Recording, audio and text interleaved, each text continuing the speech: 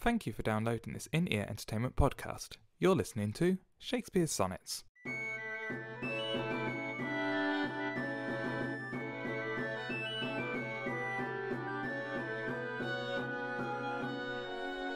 Sonnet 32. If thou survive my well-contented day, when that churl death my bones with dust shall cover, and shalt by fortune once more resurvey these poor rude lines of thy deceased lover, compare them with the bett'ring of time, and though they may be outstripped by every pen, reserve them for my love, not for their rhyme, exceeded by the height of happier men. Oh, then vouchsafe me but this loving thought. Had my friend's Muse grown with his growing age, a dearer birth than his love had brought, to march in ranks of better equipage, but since he died and poets better prove, theirs for the style I read, his for his love. That was Sonnet 32, read in a very emotionless way, I do admit, but I got through it. I am Mark Chatterley, and this is Shakespeare Sonnets, where we're going through all the Shakespeare Sonnets. We're up to Sonnet 32 of 154. I am joined by the bespectacled and smiling Thierry Heles. Respectable. I like that one. That should be my attribute from now on. Bespectacled Thierry. It's actually very nice glasses, I think. Yes, so we're reading through all the sonnets. We're now up to Sonnet 32, and we seem to have reached a bit now where the sonnets have become a bit more complex than they have been for a while. So these are getting more interesting. So what do you think about this one, Thierry? I think they're certainly getting darker to start with. The death is getting more and more important in these ones. And yes, I agree. Sorry. And as we said before we started recording this one, he even swears at death in the second line when he says, "That churl death my bones with dust shall cover." So yes. Yeah. And I think I might be wrong, but I read this one a bit as he's contemplating what will happen if he dies before the fair youth, which is obviously a possibility because, as we said in Sonnet 30, he's getting quite old, and well, he didn't know it, but he's gonna die about less than 10 years from this, 7 years after this, and his and the fair youth at the time is we're not talking our current culture's idea of a young lover, which would be 16, 17, 18. We're talking Shakespearean young lover, which is probably 12, 13, maybe 14, but we're talking an age where people were married at 14 and popping out kids. So yeah, this is a young. So that in terms of, I'm going to step aside all of the kind of issues of appropriateness of that relationship and just focus on the age gap. There's a large age gap going on. So even though at the time at the time they wouldn't have considered it too big of an age gap, but yeah, in years it's quite a big gap. And I find it quite interesting that he's on. Sorry, go on. Sorry. I find it quite interesting that he's almost telling the fair youth what he should do once he's died. He says, "These poor rude lines by thy deceased lover, compare them with the bett'ring of the time, and though they be outstripped by every pen, reserve them for my love, not for their rhyme, exceeded by the height of happier men." So basically saying, I might be dead, but yeah, please still see these sonnets as my love declaration to you, and don't let anyone tell you different. Yeah, and again, we've kind of gone back into that the bits of things that annoy me about this. So and though they be outstripped by every pen and exceeded by the height of happier men, as if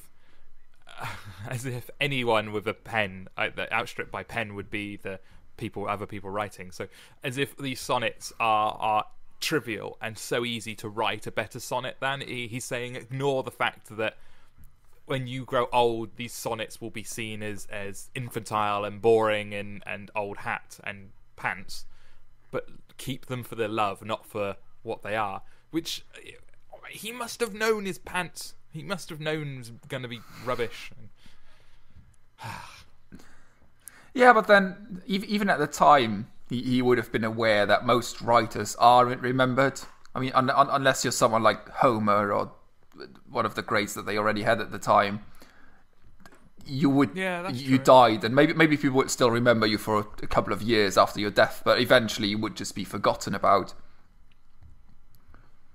Yeah, I suppose that's true. Okay, maybe I'll withhold that anger somewhat. I mean, we even today we've had people who are. We had that discussion before. People who are very, very popular, and you could just know that 20 years from now, no one's gonna care. No one is going to read Dan Brown 100 years from now. It's just not even as successful as he was when he wrote it. Yeah, and that thought keeps me going. That no one will know who he is in 100 years. That keeps me going every day. It can only be a happy future when no one knows Dan Brown. Oh, someone will find the book one day in a dusty library and go, "It's a new master." Oh no, it's not. No. Oh well. Or maybe that's what will happen. They will rediscover Dan Brown in 2120. Don't say such horrid things. That alone has got us our explicit tag on iTunes.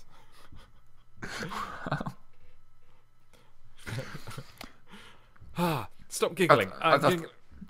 Sorry, go. Talk about the sonnet. Go, talk. I quite like I had to look it up, to be honest, but I quite like the word vouchsafe in line, 2, 4, 6, 8, 9. Yeah. Oh, then vouchsafe me this, but this loving thought, which apparently is a term that appears in the Bible quite often. Okay. Well, what's the which meaning? Again give this... it just basically means grant me. Okay. Vouchsafe me, grant me. And apparently it's used in the Bible and suggestive of prayer, humility, and a respectful attitude to things divine. Okay. So again, we have quite a lot of religious... Yeah. Yeah. It's a nice way of demanding God does something for you. Basically, yeah. The thought is quite a long, dense one to unpack as well. It's the last 1, 2, 3, 4, 5 lines. Had my friend's Muse grown with his growing age, a dearer birth than this his love had brought, to march in ranks of better equipage. But since he died, then poets better prove, theirs for their style I'll read, his for his love. So it's kind of Shakespeare saying, had my friend's Muse, which I'm guessing is the young lover, because the young lover is the Muse, is the reason these poets are being written. Yeah. Grown at the same point, he's saying things would be better, things would be much better. But since he died, since Shakespeare died, and the poets better prove, theirs for their style I'll read. So read the new, better poets for their style. But if you really want to know what love is, read my sonnets. Is I guess what that's trying to say in very dense Shakespearean language. I quite like the image of marching in ranks of better equipage. Is that how you say it? Yeah, I would say equipage. He's always saying...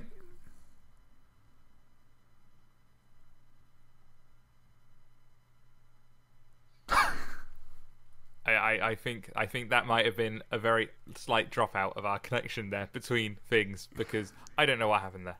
Sorry, podcast listeners. That was just dead air. Dead air. You downloaded nothing for those 4 seconds. I'm sorry. But carry on, Terry. You were talking about ranks of better equipage, and then it all went flunky. I kind of like that. I mean, we've had religion, and then he's almost going into military sort of terminology. That's the word, terminology. Yes. And just basically once Shakespeare's dead, the Muse will almost be grow in character and maybe grow in beauty. I don't know, and be deserving of better company. Oh, I like that idea. So you're almost saying that the young love doesn't deserve Shakespeare's love at this point. Well, I'm more saying that now he deserves it, but once Shakespeare's dead, maybe in the years to come, as the Muse grows older, he might deserve even more. Yes, that makes sense. Yeah. So he can only become even more perfect as time goes on. Yeah. You are perfect now, but over time you will get even more perfect. You will turn into a god. That's sending English scholars out there by going, no, perfect is an absolute. You can't be you can't be more perfect. You will than be someone perfecter. Else. Yeah, you'll be perfecter than everyone else. That's what Shakespeare's saying here. But obviously, being Shakespeare, didn't want to use a word like perfecter, and chose a 14-line sonnet as a way of saying it. I quite like this one. I like the if thou survive my well-contented day. I like that idea because we're now.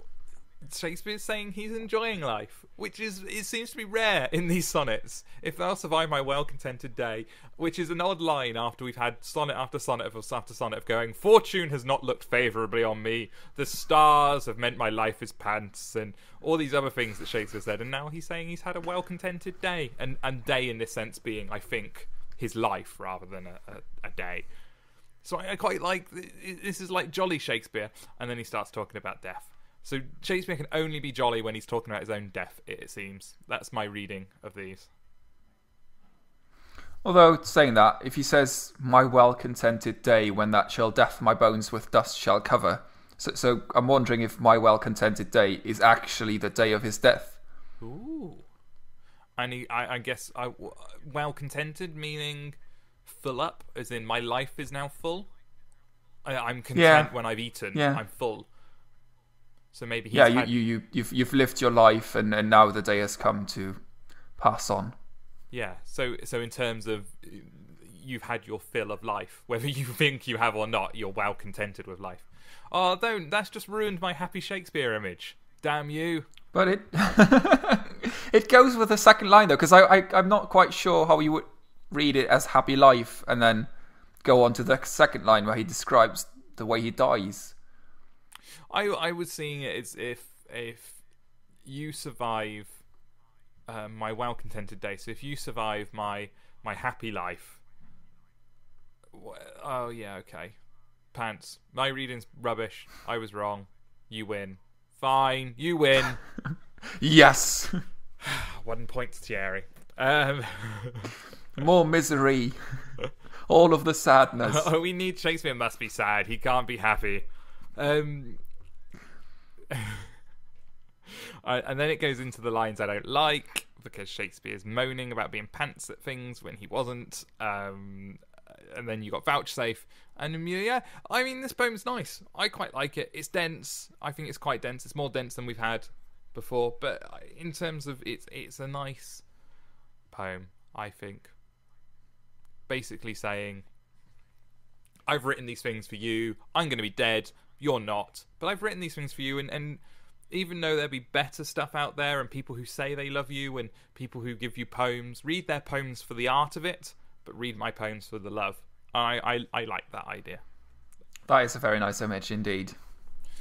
Yeah, I like that image. It's good. Shakespeare done well there. I don't really have anything more to say about that sonnet. I think we've said everything that we can say about this one. Oh, do you have more?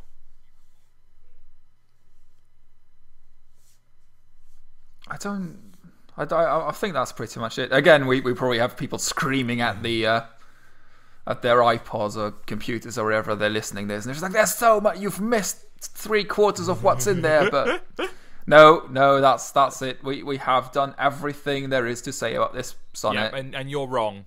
There is no more. Yeah, Listener, you are wrong. Sorry. Yes. Well, in that case, if you want to read us out, go right ahead. Sonnet 32.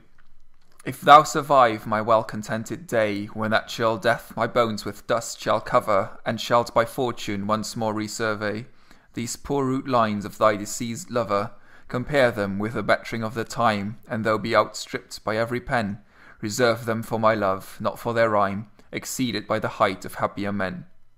Oh, then vouchsafe me, but for this loving... I've made up words again. Oh, then vouchsafe me but this loving thought. Had my friend's Muse grown with his growing age, a dearer birth than this his love had brought, to march in ranks of better equipage. But since he died, and poets better prove, theirs for their style I'll read, his for his love. Very nice. That was Sonnet 32 of Shakespeare Sonnets. Thank you for listening to us. I've been Mark Chatterley, and you can follow me on Twitter at Nufkin, and I've been joined by... Thierry Heles, and you can follow me on Twitter at Sound of Seagulls. Excellent. See you next time, everyone. Bye-bye. Goodbye.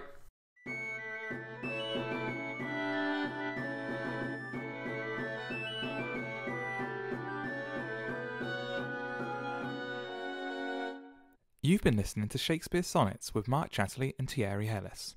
This has been an In-Ear Entertainment podcast. To listen to other podcasts or find out more about In-Ear Entertainment, go to www.inearentertainment.com.